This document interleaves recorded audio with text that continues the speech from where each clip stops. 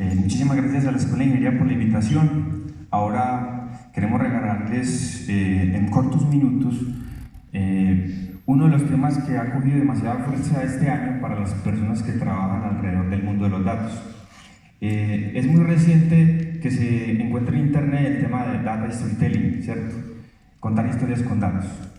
Y por la experiencia que tuve durante varios años, porque trabajé en empresa, en el tema gobierno, en el tema universidades y de emprendedor también con Big Data Group, pues se empezó a tocar y se empezó a mirar un tema que es de mucha relevancia y es el tema la ética de los datos. Entonces cuando me invitaron acá a la Escuela de Ingeniería, a uno de los eventos que yo considero como un tecno-optimista, los más importantes alrededor del Big Data en Colombia, pues hagamos y preparemos una charla durante 4 o 5 meses que una o dos temas que se van a convertir en demasiada relevancia en las organizaciones, contar historias con datos pero con componentes éticos.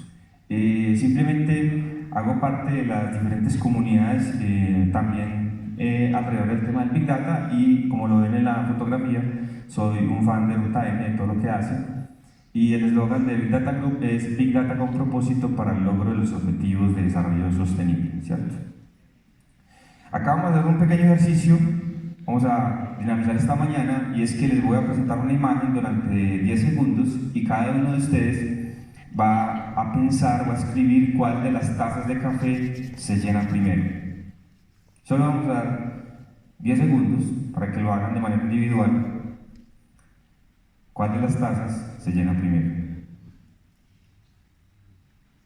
Listo, ahora espero que aprovechen estos espacios porque lo mejor de los eventos, y los que han ido a muchos saben que lo mejor de los eventos es el networking, estén con alguien al lado.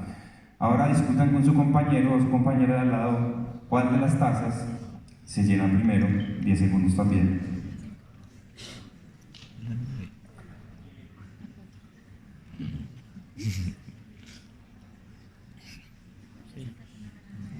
Muy bien, ¿quiénes cambiaron de opinión? ¿Quiénes cambiaron de opinión? Hay algunos que cambiaron de opinión, ¿cierto? Y ahora les voy a contar por qué es importante. ¿Quiénes dicen que la 4? Ok, ¿quiénes dicen que la 9? La 4 no se llena, la 9 no se llena. ¿Y quiénes dicen que la 7? No se llena, tampoco. ¿Y quiénes dicen que la 5? Felicitaciones, sacaron 5 en el taller. Lecciones aprendidas de esta diapositiva. Primera, siempre es mejor sentarse adelante. Siempre es mejor sentarse adelante. Segundo, trabajo en equipo. Todos los temas de la industria 4.0, todos, absolutamente todos, requieren trabajo en equipo. Es muy difícil sacar un proyecto, Big Data, inteligencia artificial, Machine Learning, IoT, Blockchain, el que quieran, si no hay trabajo en equipo. Tal vez los que cambiaron de opinión acertaron en el 5, entonces ahí hubo una ganancia. Y si se equivocaron los dos, se apoyan mutuamente en ese aprendizaje, ¿cierto? Y el tercero, lección aprendida es, ¿cuál fue la pregunta que yo les hice? ¿Cuál taza se llena primero? ¿Y cuál era la pregunta correcta? Tal vez era, ¿cuál era la única taza que se llena? ¿Cierto? Muchísimos proyectos de Big Data inician con la pregunta incorrecta. Por eso es que la tasa de éxito y fracaso, y más de fracaso, es tan alta, porque se arranca en la búsqueda. Hicimos el taller el lunes, bien interesante, y yo les contaba, pero pueden haber muchas preguntas, y yo les dije que por la experiencia hay una pregunta incluso universal para el mundo empresarial. ¿Por qué universal? Porque resuelve muchos de los problemas que tienen las organizaciones. Y la pregunta es muy fácil, es muy simple, es ¿quién es mi cliente? Como empresa, pregúntense eso durante varios meses y traten de resolverlo. Y se van a dar cuenta que tal vez están invirtiendo demasiado esfuerzo y tiempo por clientes que no tienen o están generando insatisfacción. Entonces, es muy importante la pregunta adecuada. Acá no me voy a detener mucho, simplemente para contarles que el año pasado, representando a Colombia en los premios Latam Digital, con Café de Origen Co., es un proyecto que tengo en el tema del café, aplicando todo lo aprendido en marketing digital, ganamos el premio a Mejor Microinfluencer Food y Lifestyle, pero en el momento en que ganamos y llegamos a Bogotá, nos encontramos que 3 de los 5 participantes gastaron muchísimo dinero en campañas en redes sociales, gastaron bastante dinero en sacar pautas en periódico y en televisión. Entonces la pregunta es, ¿y nosotros por qué ganamos? ¿Cuál fue ese plus? Y ahí fue cuando me encontré con el elemento que lo había hecho simplemente porque conocía el concepto, y es que nosotros hicimos un muy buen storytelling. Contamos una muy buena historia que lograba hacer que cualquier persona que tuviese contacto y conociera Café de Origen y ese storytelling probablemente votaba por nosotros porque era por votación. Mientras ellos simplemente se dedicaron a hacer una publicidad. Cuando llegué allá me contaban la historia de sus emprendimientos y yo dije, fantástica historia, pero no la contaron, ¿cierto?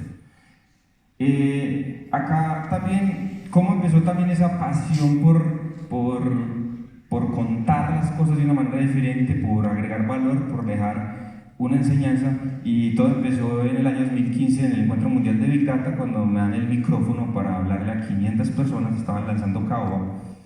Y me dieron 30 segundos, yo qué les digo, ¿qué voy a hacer yo con Big Data Group? ¿Qué voy a hacer con este tema del Big Data? Les dije, es la verdad lo que como docente, que actualmente estoy trabajando muy fuertemente con el Pascual Bravo, es, yo quiero que, les dije, yo la verdad quiero en estos próximos años que la gente no vea Big Data como Star Wars, sino que lo vean como café con aroma de mujer. Eso fue lo que me salió. Y eso se convirtió en inspiración. Siempre he querido que parezca fácil. Y eso es lo que quiero con esta charla también en Data Storytelling, Data Analytics Storytelling. Que parezca fácil y que todos ustedes queden inspirados por eso.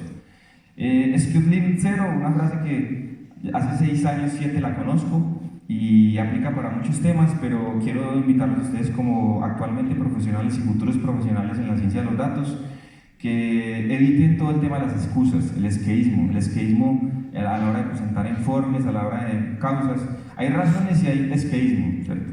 Esto es una viralidad que afecta a muchos equipos, el tema de siempre sacar excusas. Esa es una opción para usarla. Y la otra es que ya no hay excusa para no aprender algunos de los temas de Industria 4.0, porque hay muchísimas plataformas donde se pueden aprender.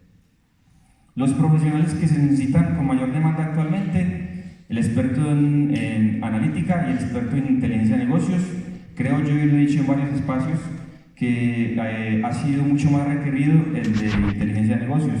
Y acá tengo una pequeña anécdota. Chema Alonso, que es el hacker ético de Telefónica, ellos venden plataforma de Big Data, muy de casos de éxito en el turismo, que se llama Luca, y la verdad no tienen, o según en Colombia por lo menos, no tenían muchos clientes.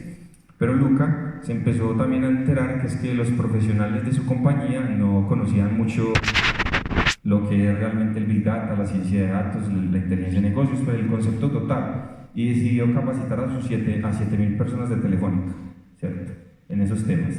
Jóvenes, y a todos, el éxito del uso de la información es buscar victorias tempranas. Es lo más importante, victorias tempranas. ¿Cómo? Los datos en información, la información en conocimiento y el conocimiento en acciones. Es el camino hacia la acción, es actuar. Sí, hay un gerente de una compañía retail grande en Colombia que decía hay que pasar del PowerPoint al Power People, algo así decía él. Y es verdad, o sea, exceso de información, pero si no hay acción, no hay una justificación para el uso de esa tecnología o la integración de esa tecnología en los procesos. Me dicen, ¿cómo no venir a esta charla en un encuentro de Big Data y explicar qué es Big Data en casi 30 segundos? Alineado con dos conceptos como Business Intelligence y Business Analytics. Se montan en su carro, miran el retrovisor hacia atrás, eso es descriptivo, es Business Intelligence, inteligencia de negocios. Pueden mirar en su parabrisas hacia adelante, o sea, lo que va a pasar, eso es el tema analítico, pero toman su celular, dispositivo móvil, abren Waze y dicen a dónde quieren llegar. Eso es prescriptivo, eso es Big Data. ¿Por qué? Porque toma datos del pasado, en tiempo real, datos internos, datos externos, hace simulaciones, ¿cierto? Quiero que se graben esta imagen porque ahora le voy a mostrar otra referenciando esta. El BI es el pasado, el BA el futuro y el Big Data es cómo llegar y obtener un mejor futuro. En redes sociales pueden interactuar con las redes que están acá abajo. Este es una de las diapositivas más ganadoras que me gusta presentar y promoverla porque puede resumir un proyecto de Big Data en un solo slide. Cuando uno tiene presidentes de empresas o gerentes quieren ver todo en un slide, yo le tomaría foto. Y porque es demasiado fácil explicar el reto, ¿sí? Las empresas te llegan aquí, yo tengo 500 gigas gigas de información de un tema en especial, hagamos Big Data. Y bueno, ¿y qué datos son? ¿Dónde los vamos a integrar? ¿Cuánta información hay que limpiar? ¿Cuál es el control de los datos, la protección? Ahora sí vamos a analizar qué preguntas tienes que resolver y ahí aprovechamos la información. Miren que hay que hacer entonces el storytelling, data storytelling viene por acá, entonces no me puedo saltar los otros pasos. Los que han intentado saltárselos, pues les ha tocado devolverse y repetir. Esto lo menciona Tableau saca cada año las tendencias en inteligencia de negocios. Los invito a que en enero o febrero estén buscando esa información porque tiene mucho valor para la parte de conocimiento. Y este año ellos pronosticaban que la narración de historias con datos es el nuevo lenguaje en las corporaciones. Ya Tableau desde finales del año al principio lo estaba diciendo. Aclaro que soy agnóstico, es decir, no comercializo ni promociono ninguna marca especial de software, solo hablo de las que considero que entre lo académico y lo corporativo pueden dar el mejor resultado y Tableau ha funcionado bastante bien. Miren, este libro se los recomiendo que lo lean, es un ebook gratuito, igual en la presentación que yo les voy a dar hay muchísimos links a diferentes. Habla sobre el tema del científico de datos, quién es, qué hace, cómo trabaja, y Esteban Moro, una de las frases que está ahí, nos invita a que no se puede transmitir una decisión relevante en tu negocio si no eres capaz de contar cómo lo has obtenido, qué datos has utilizado y qué procesos has seguido para desgranar la información.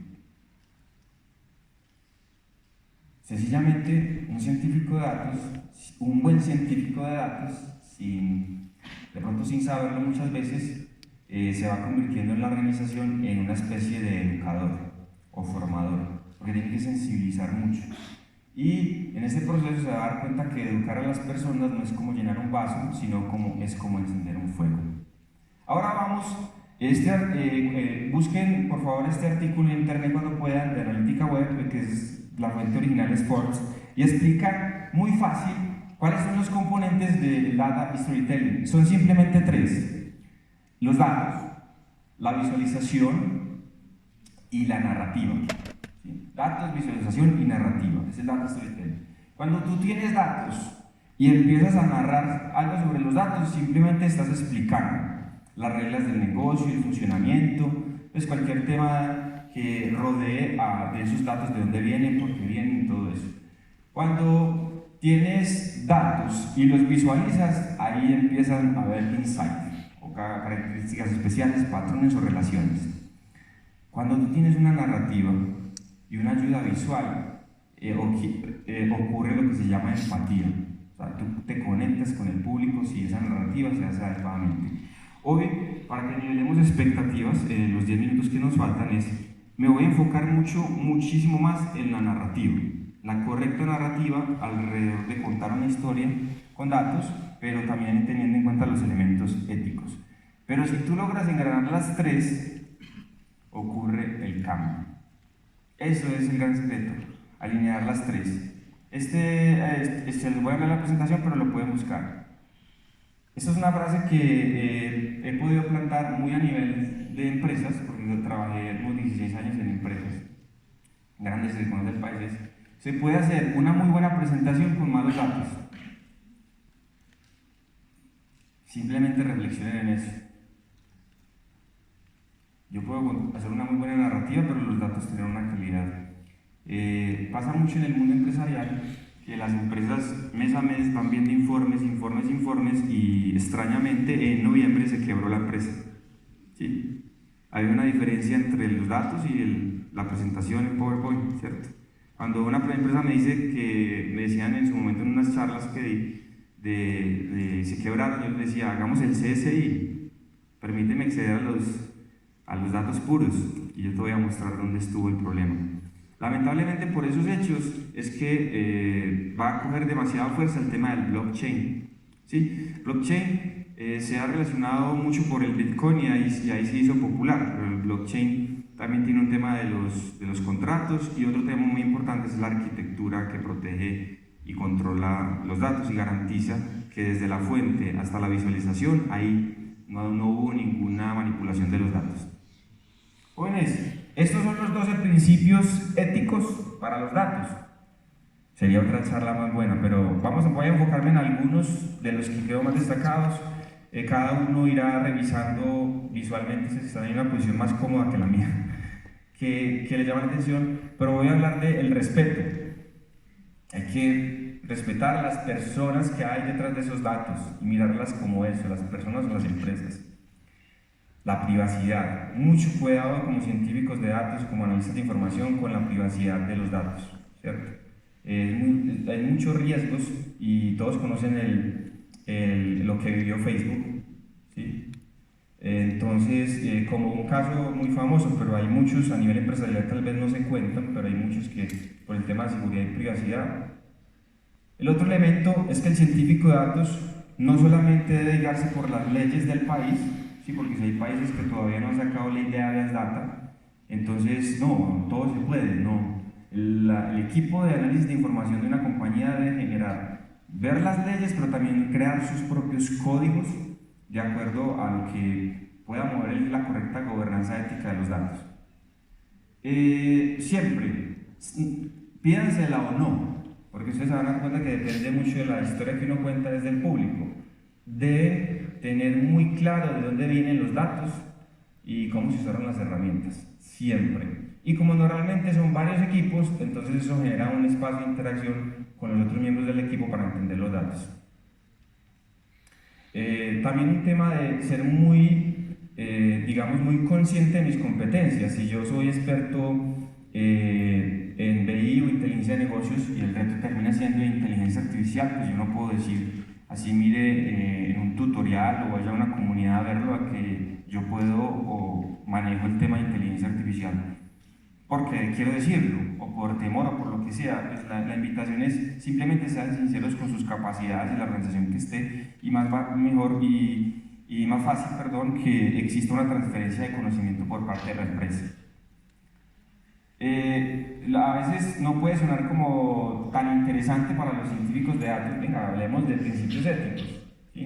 Pero miren lo que dice acá, me gusta mucho la frase, tomada, esa es la única que tomé textualmente, y es: la ética de datos es un desafío de la ingeniería, digno de las mejores mentes. Lograr descifrar y escribir y comunicar esa ética es digno de los más cracks en el tema de ciencia de datos. Y por último, y no menos importante, es menos es más. Ojo que muchas veces en el mundo de la ciencia de datos se empieza a exagerar en que necesitamos más datos, más fuentes, y así no es.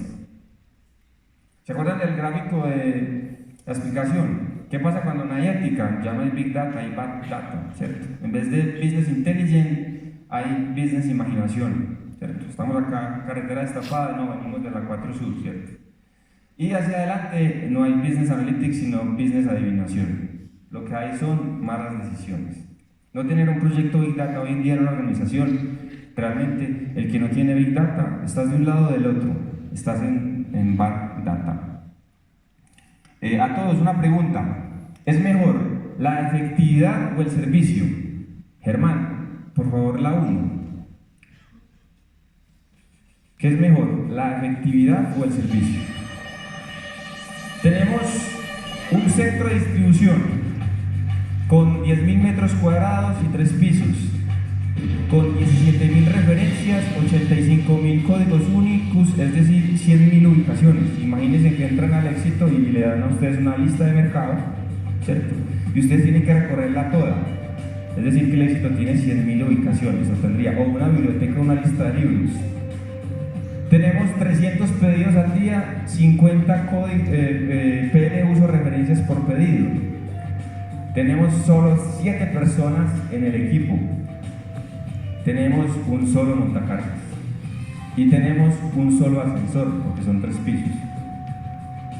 Y tenemos un doble UMS un sistema de administración de bodegas hecho en casa.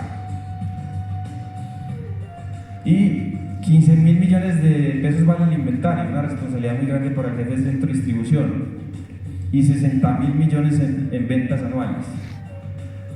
Algunos datos que tenemos: 70% nivel de servicio de los pedidos, 60% presupuesto de ventas del cumplimiento y 60% de la calidad del inventario. Satisfacción del equipo, clima laboral 50%, la mitad, 3,5 quieren irse, 13 quieren ir seguramente y uno no sabe todavía.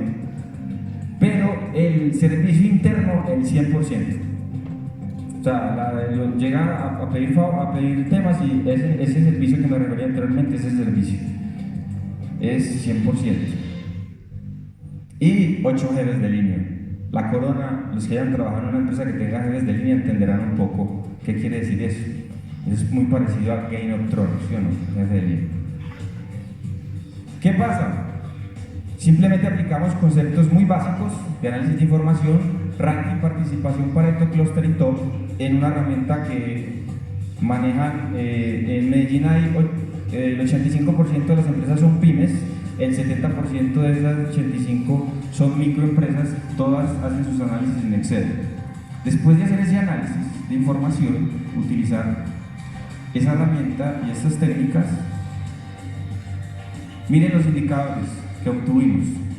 De esas 17.000 referencias, solo 500 me hacen el 80% de las ventas, o sea, 1.000 PLUs de los 85.000, es decir, 3% de las referencias y 1% de los PLUs. De las 8 líneas, 3 me hacen el 80% de las ventas. 5 líneas pesan el 80% del inventario. Hay líneas que tienen, 3 líneas que tienen inventarios que si no compráramos nada más duraría, pero 2 líneas duraría 3 años. Y el 95% de las ubicaciones tiene baja movimiento, o sea, la gente casi no va a recoger producto. Pregunta: ¿puedo tomar decisiones solo con esta información referente a la que vimos esta y esta? ¿Puedo tomar ya acciones y decisiones? ¿Quiénes creen que sí? Ok, listo. Esta presentación fue realizada por esta persona, al gerente y a los dueños de la empresa.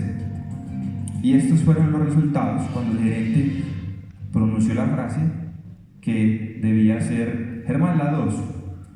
La frase que él estaba esperando escuchar es: equipo de centro de distribución, enfóquense solamente, prioricen las 500 referencias.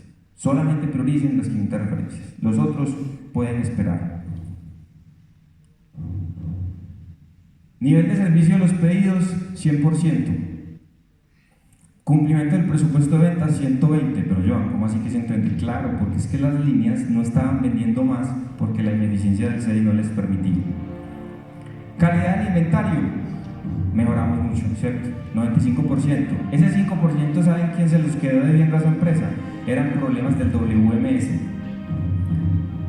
Satisfacción del equipo, ya se querían quedar, sí, ya querían estar en el equipo.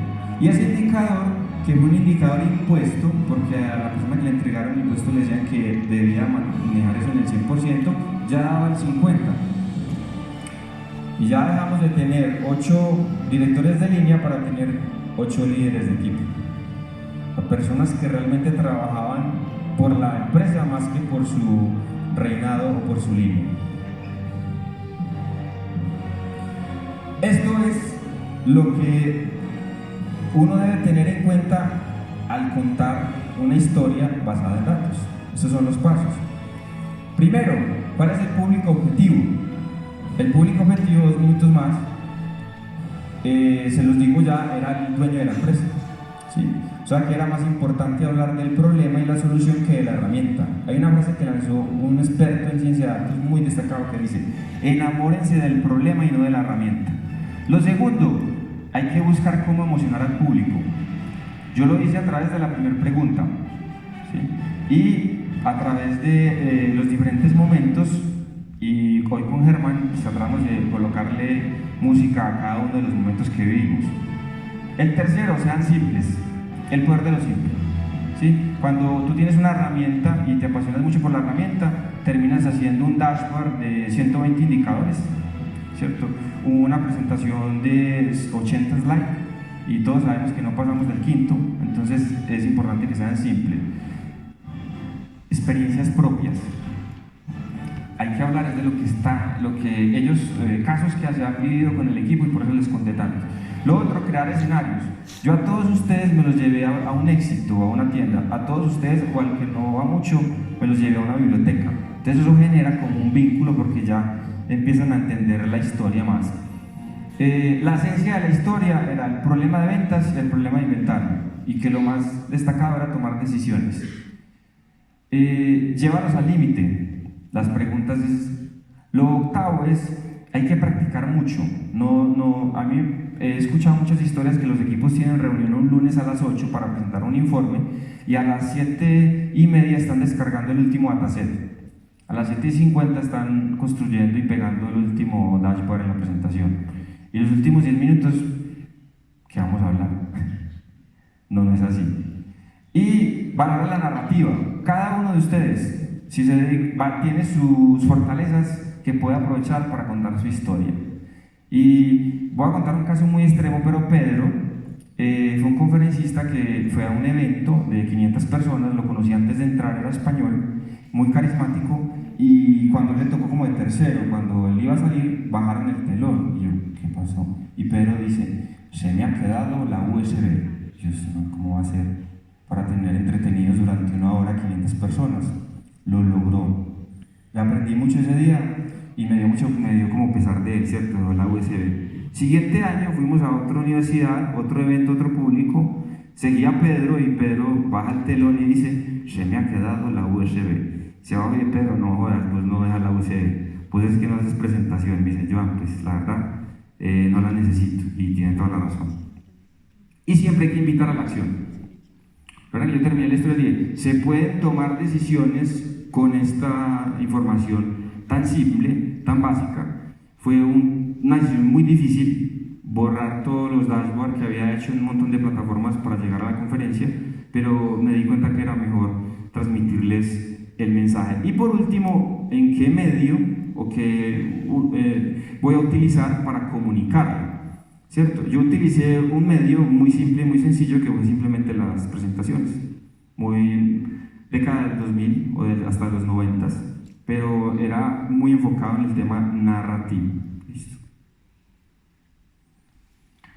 Muy bien, espero les haya gustado y vamos a dar el espacio para algunas preguntas.